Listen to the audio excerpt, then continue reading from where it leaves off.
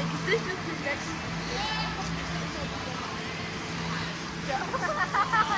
Oh ja, verlangt es nicht. Sagst du mal Tschüss zu deiner Tasche? Man möchte immer wieder nachfragen. Also frag dich nicht.